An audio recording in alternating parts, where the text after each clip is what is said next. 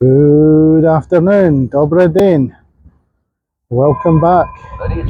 We're now up at the Cathedral of Christ the Saviour, which is an absolute beautiful church. I'll just put it across to see it. Unfortunately, it's in Vermont. It's getting fixed. So we're just able to do one side of it. This church itself, this is a second church on this site, as the site originally was built the 19th century, and it took them 40 years to build the first one. But then during the Soviet times, they decided to demolish. The picture showing the blowing up of the cathedral, 5th December 1931. So, this church is the second one on this site. So it is 300 meters high, and it is the third highest church, Orthodox church, in the world. We have one in Bucharest and one in St. Petersburg that is bigger, but apart from that, this is the biggest one. Better look, although the sun doesn't help much, the cathedral. The most important and the most interesting thing about this area here is when it was demolished, the original plan was that they were going to build a colossal palace to the Soviets. And the idea was it was going to be all about the justice system and the Soviets, just like we have one in the Old Bailey.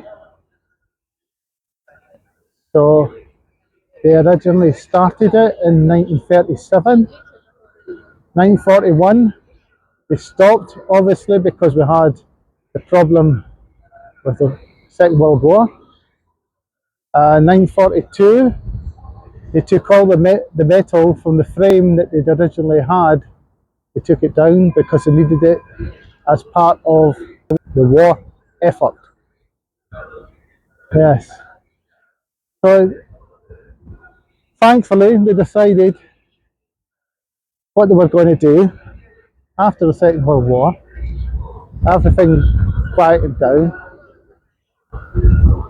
They decided they were going to build on the site, because all it was at the moment was a big hole that was full of water.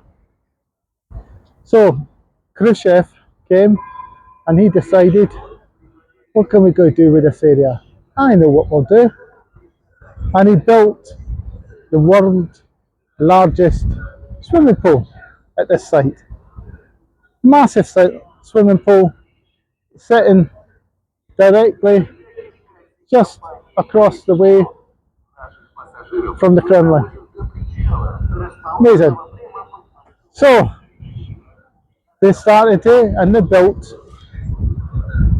the swimming pool. Now, the swimming pool caused all sorts of problems. People loved it. A lot of people loved it. I mean, 365 days a year, people could swim, which was crazy enough when you think to yourself, oh yes, they might decide to go for a swim, but it was minus 30 in the winter, but they still went swimming. So they swam round here. And then, what they decided to do after that, there was a lot of problems and everybody was complaining because all the church people thought it was absolute sacrilege that people were actually swimming on what was a holy ground. So what they decided to do, keep it going, they keep it going. And then in 90s, when Soviets collapsed and everybody decided, okay, what we're going to do now. So they decided, the Orthodox Church got in touch and says, can we rebuild the church, the cathedral? So they got permission to rebuild. So they rebuilt, and this is what we have now. But unfortunately, we've got repairs at the back end, so all we can see is this one side of it. So what we're going to have to do is come at another time and see it nice.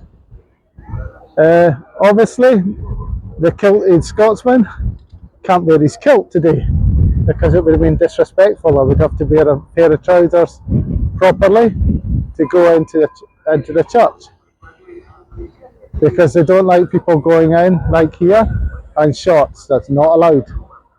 Women are supposed to wear what do you call it, a scarf, and men should make sure they don't have hats, which is fair enough. So when they decided to knock it down, over 1 million people put money in donations to rebuild, and they built the bottom part, the lower half, the lower church. It was 1997. I think it was 2000. The church was ready, and it's been open since.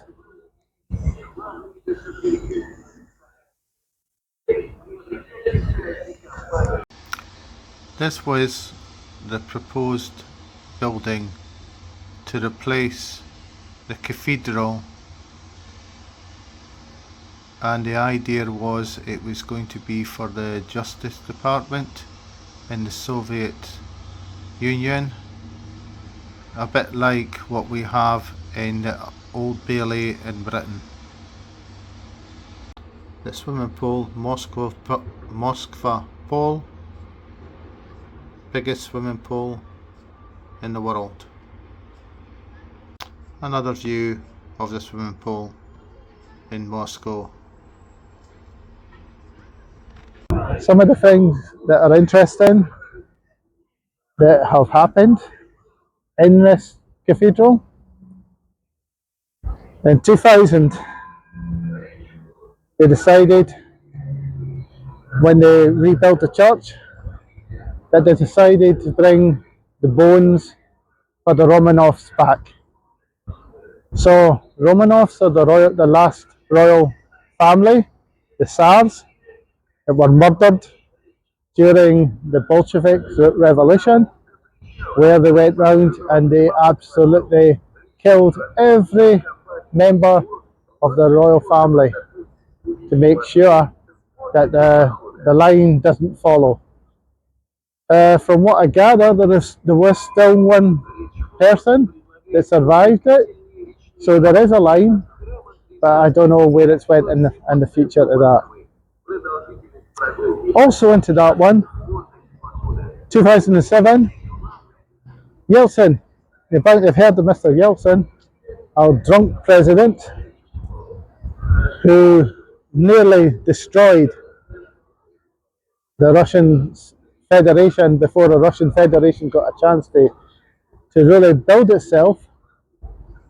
So Mr. Yeltsin lay in state in this church. 2007, I think it was, they built this bridge across the river, so you can go from one side to the other, which makes it a hell of a difference. We'll take some pictures later on along here, and we can see where the areas that we're going to go in other days along this end. Really pretty upset that it's all closed off, but at least we can hear some of the history. There was also in that. It's a look of the interior of the cathedral, because now you can't take photographs inside, so we're just taking some photographs to see what it looks like. Here we have the roof of the cathedral, very ornate, very nice. Let's have a look at the altar around the cathedral. A view of the other roof inside the Cathedral of Christ the Saviour in Moscow, and a small view of how it would be during the service inside the cathedral.